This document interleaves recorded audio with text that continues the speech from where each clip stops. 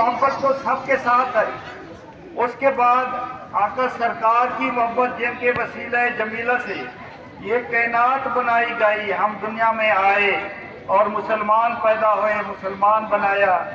सरकार की मोहब्बत के बाद तीसरी अजीम हस्तियां वो माँ बाप हैं जो इंसान से मोहब्बत करते हैं। माँ बाप का कोई भी हो, चाहे वो माँ जानवर की शक्ल में हो, चाहे वो भेड़ की शक्ल में हो, चाहे बकरी की शक्ल में हो, चाहे भैंस की शक्ल में हो, चाहे कुतिया की शक्ल में हो, चाहे छपकली की शक्ल में हो, चाहे मक्खी की शक्ल में हो, चाहे हशरातुल अर्ज़, ऐसी मखलूक़ात जो हमें नज़र भी नहीं आती, वायरस हैं, जरासीम हैं जो हमें आंखों से नज़र नहीं आते, उनकी भी औलादें होती हैं, वो भी बच्चे पैदा करती हैं। मखलूक़ात कोई भी हो, माँ माँ होती है, चाहे वो हिंदू की माँ हो, चाहे यहूदी की माँ हो, चाहे सिख की माँ हो, चाहे जरतश की माँ हो, चाहे बुद्धमत की माँ हो, चाहे अमीर की माँ हो, चाहे गरीब की माँ हो, चाहे आका की माँ हो, चाहे गधा की माँ हो, चाहे शहनशाह की माँ हो, चाहे देहाती की माँ हो, चाहे शहरी की माँ हो, चाहे किसी महल्ले में रहने वाली औरत की बच्चे की माँ हो, सबकी माँ में अल्लाह तबारक तआला ने ममता का जज्बा रखा है। किसका जज्बा रखा है? ममता हिंदी का लफ्ज है। ममता के मानी मोहब्बत, लव। तो मैंने कई दफा रोड पर मैं जा रहा हूँ कार पर, आगे जाकर देखा कि रोड के दरमियान में कुतिया बैठी हुई है, सेंटर में हारन दिया, कुतिया हटी नहीं। फिर मैंने सोचा इसको क्या बीमारी है, क्या ये नाबीना अंधी है, इसको नजर नहीं आता गाड़ी आ रही है, हारन भी दे रहा हूँ, फिर भी वहीं पर बैठी जमकर बैठी हुई है।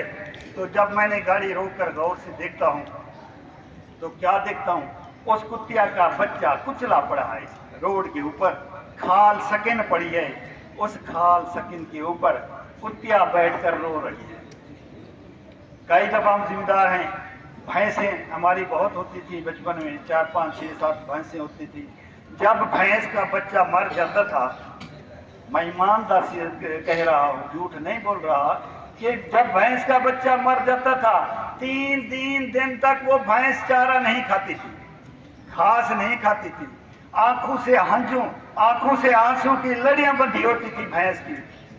जब कभी बकरी का बच्चा हमने देखा कि बेच दिया, सुदागर आया, व्यापारी आया, ले गया बकरी का बच्चा, तो बकरी इतनी चीखती थी, इतनी बां बां करती थी, इतनी चिल्लाती थी बच्चे के लिए और रोती रहती थी बच्चे के लिए, 3 दिन तक वो भी चारा नहीं खाती थी।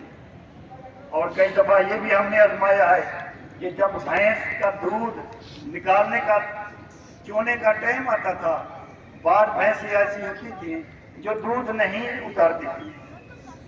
दूध आपको पता है अल्लाह तबारक तआला ने, ये जो पानी पीती है भैंस या जानवर पीते हैं या इंसान पीते हैं, इस पीने पानी से और खुराक के अज्जा से ये दूध अलहदा हो जाता है और पानी अलहदा हो जाता है। दूध भैंस जानवर के थनों में चला जाता है और बाकी फाजिल पानी उसका पेशाब यूरिन बनकर वो मसाने में चला जाता है। तो बाज़ों का दूध नहीं उतरता भैंस के अंदर, तो हमारे देहात की औरतें क्या करती थी, भैंस के बच्चे को उठाकर घर के बाहर, गेट के बाहर छुपा कर बांध कर आ जाती थी। भैंस इतनी अपनी औलाद की खातिर कुरलाती थी, चीखती थी, चिल्लाती थी बच्चे की खातिर। तो वो देहात की औरत पूछती थी, हाँ अब बता दूध उतारेगी या नहीं, दूध गवाला आने वाला है, मैंने उसको दूध देना है, तू दूध उतार नहीं रही, अब ठीक सजा दे रही हूं ना आपको।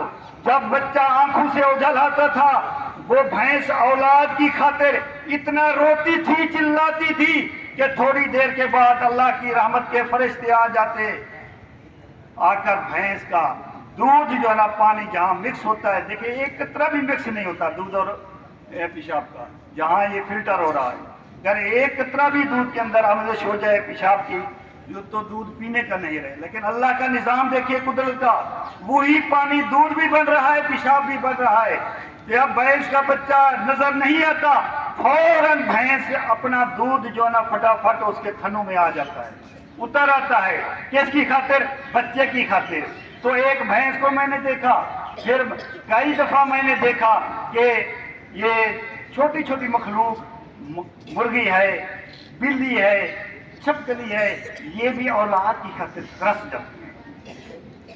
تو اے میرے بچے، میرے اساتذہ، ہم تو انسان ہیں، ہماری ماں تو انسان ہے، اس کا تو دل ہے، اس کی بھی تو ممتا ہے۔ اگر جانوروں کے اندر یہ جذبہ ہے، یہ ممتا ہے، یہ محبت ہے، تو آپ کی میری ماں کے دل میں کتنی محبت ہوگی۔ مجھے اچھی طرح یاد ہے جب میں حج کے لیے عمرہ کے لیے گیا تو وہاں پر میرا روٹین تھا 3.5 مہینے تک میں سرکار کے قدموں میں بیٹھا رہا۔ فجر کی نماز کے بعد، نماز صبح کی ادا کرنے کے بعد، جماعت کے بعد آقا سرکار کا ایسے سامنے گنبد خضرا ہے، باہر باب جبریل کی طرف نکلیں تو جنت البقیع شروع ہو جاتا ہے قبرستان، وہ جنت کا قبرستان جس کے اندر مقربین صحابہ کرام، عشرہ مبشرہ، خلفائے راشدین، امہات المومنین، سرکار کی اولاد بھی آرام فرما رہا ہے۔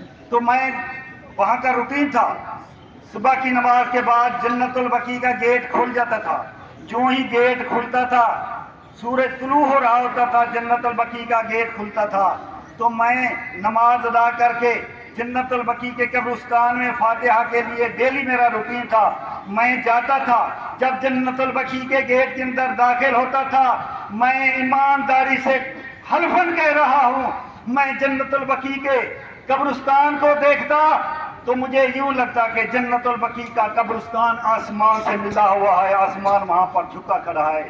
یہ 14 طبق، یہ ارض و سما، یہ زمین و آسمان خوں کی طرح نیچے